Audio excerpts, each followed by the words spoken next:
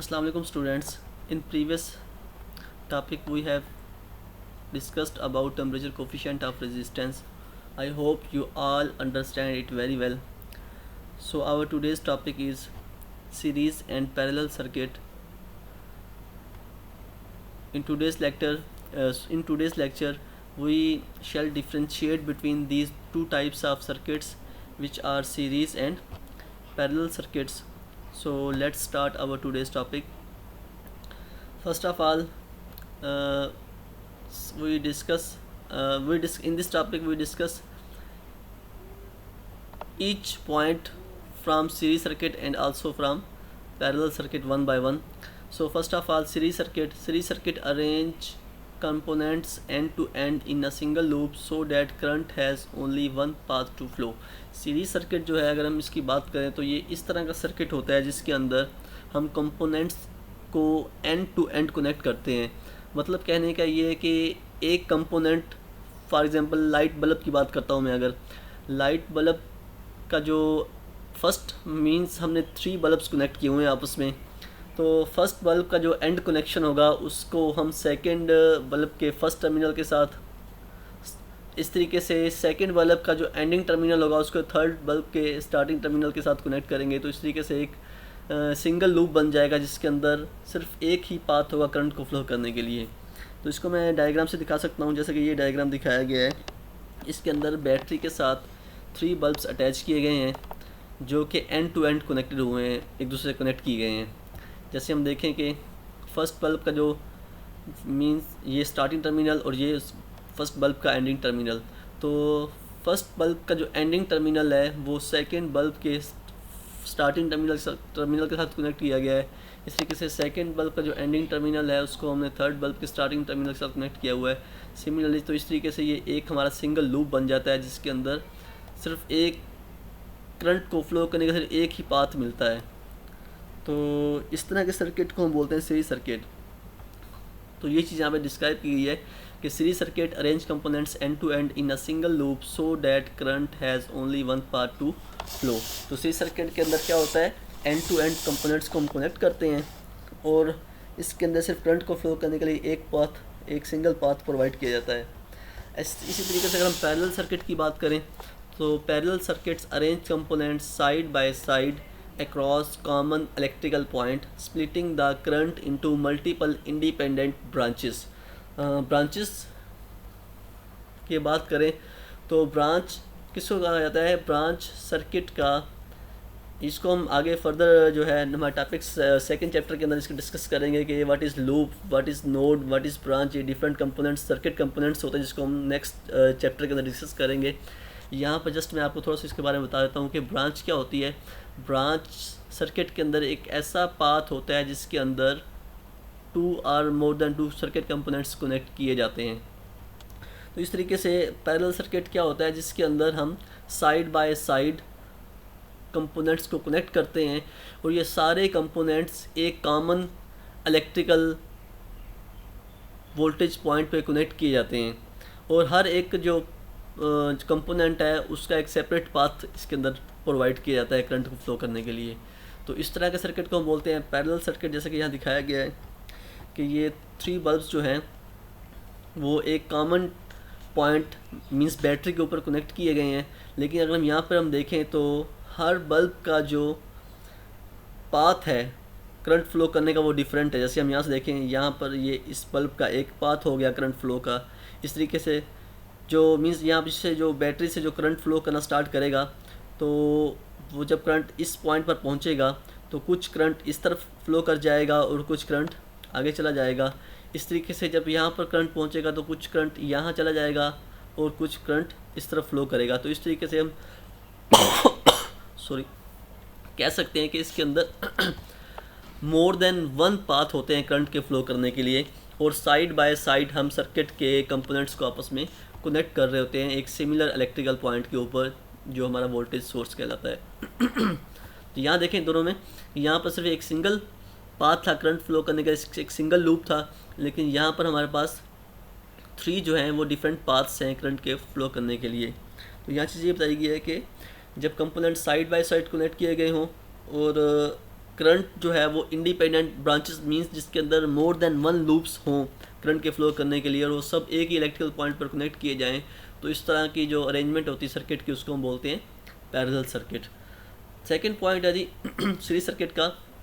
In series circuit current remains same through out the circuit due two of single path. क्योंकि मैंने अभी बताया कि क्योंकि सीरीज सर्किट के अंदर सिर्फ एक पाथ होता है, सर्किट का एक ही पाथ होता है, जिस वजह से हम बोल सकते हैं कि इसके अंदर सिर्फ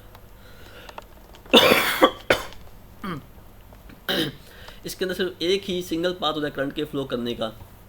जबकि हम पैरेलल सर्किट की बात करें तो पैरेलल सर्किट के अंदर करंट जो है वो डिफरेंट ब्रांचेस के अंदर डिवाइड हो जाता है, क्योंकि मोर देन इसके अंदर वन ब्रांचेस कनेक्ट की गई होती हैं, तो डिफरेंट पाथ्स होते हैं, इसलिए जो करंट है वो डिफरेंट ब्रांचेस के अंदर डिफरेंट फ्लो करता है।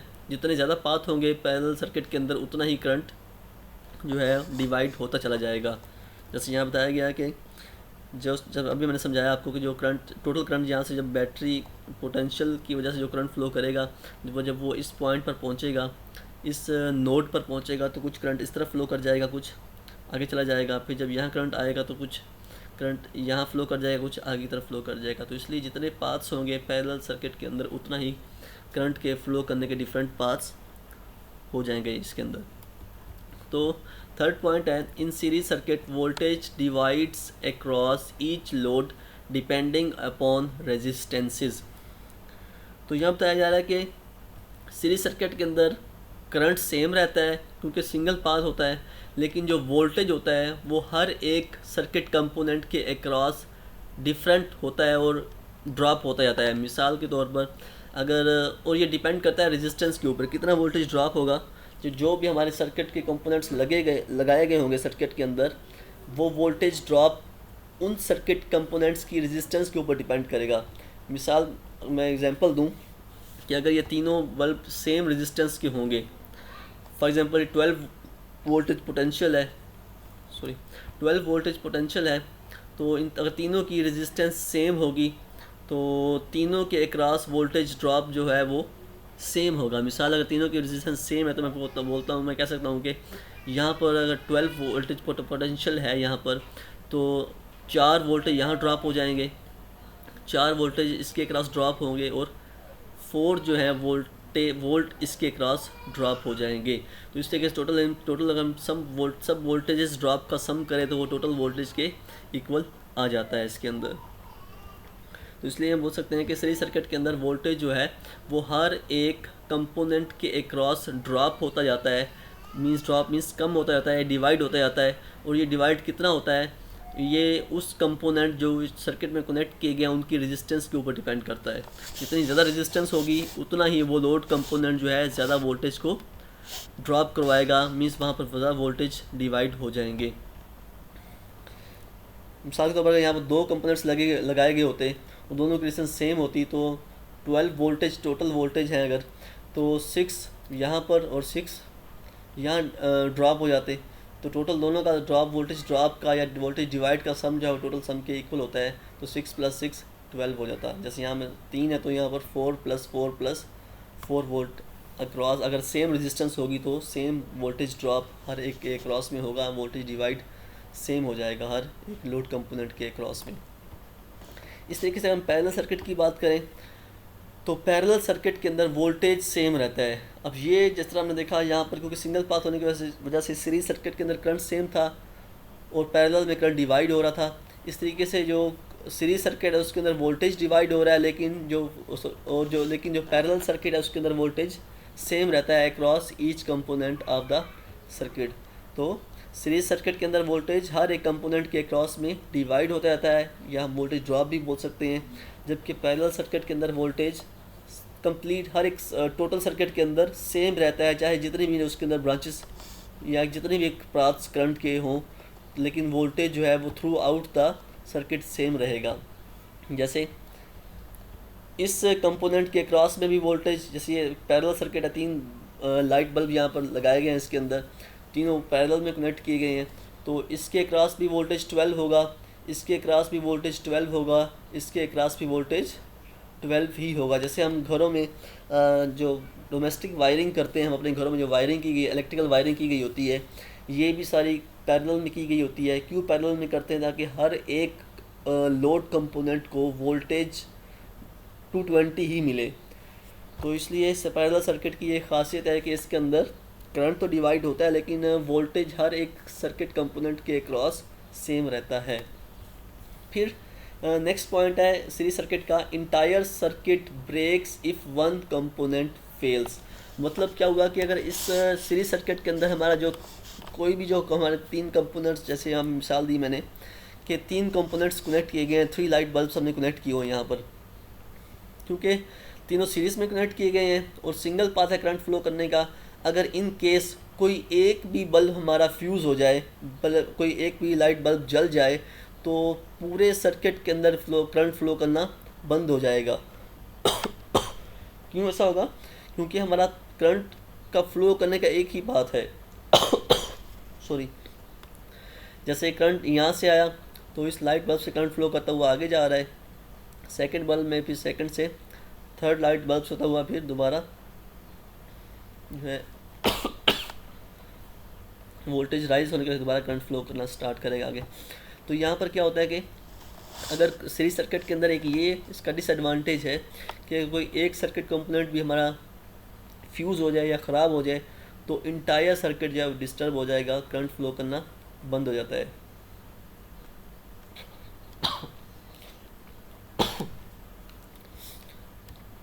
इस तरीके से अगर हम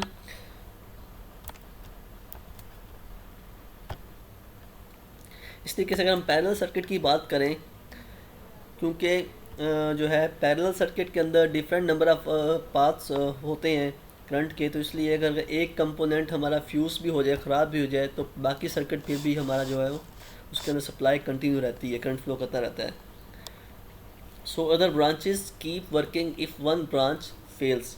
जैसे कि हम यहाँ देखें, अगर ये हमारा लाइट बल्ब फ्यूज़ हो जाए या जल जाए तो इसकी तरफ तो करंट फ्लो नहीं करेगा, लेकिन बाकी जो दोनों बल्ब हैं वो हमारे ग्लो करते रहेंगे, जलते रहेंगे, ऑन कंडीशन में रहेंगे, क्योंकि इन दोनों लाइट बल्ब्स का जो पाथ है करंट फ्लो करने का वो डिफरेंट है। तो इसलिए पैरेलल सर्किट के अंदर एक चीज़ हमारी जल भी जाए तो बाकी जो चीज़ें हैं वो वर्किंग में रहती हैं, बाकी ब्रांचेस जो है वो वर्क करती रहती हैं। तो ये एक एडवांटेज है पैरेलल सर्किट का, और इसी वजह से हम जो घरों में डोमेस्टिक वायरिंग करते हैं तो हम पैरेलल के अंदर ही करते हैं। लेकिन सीरीज सर्किट के अंदर ऐसा नहीं होता। सीरीज सर्किट के अंदर एक भी हमारा कोई भी एक बल्ब जल गया तो सारा सर्किट डिस्टर्ब हो जाएगा, हमारा पूरा सर्किट वर्क नहीं करेगा।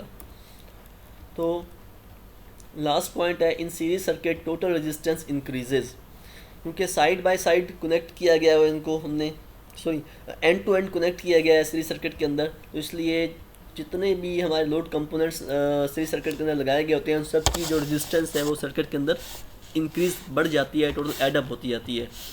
जबकि पैरेलल सर्किट के अंदर क्या होता है, टोटल रेजिस्टेंस डिक्रीज कम हो जाती है। तो एक ये भी है एडवांटेज है पैरेलल सर्किट का। तो इस वजह से भी हम जो घरों में डोमेस्टिक वायरिंग करते हैं वो पैरेलल के अंदर करते हैं कि इसके अंदर जो टोटल रेजिस्टेंस है वो कम हो जाती है सर्किट की। तो सीरीज़ के अंदर टोटल रेजिस्टेंस बढ़ जाती है और पैरेलल के अंदर टोटल रेजिस्टेंस कम हो जाती है। इस जो लास्ट पॉइंट है इसके रिगार्डिंग हम डिफरेंट प्रॉब्लम्स भी नेक्स्ट लेक्चर्स के अंदर सॉल्व आउट करेंगे ताकि उससे आपको ये क्लियर मज़ीद हो जाएगा। तो इस तरीके से ये सेम एक डायग्राम दिखाई गई जिसके अंदर 3 लाइट बल्ब्स जो है वो सीरीज़ में कनेक्ट किए गए हैं, और नीचे एक डायग्राम दिखाई गई है जिसके अंदर तीनों बल्ब्स जो है वो पैरेलल के अंदर कनेक्ट किए गए हैं।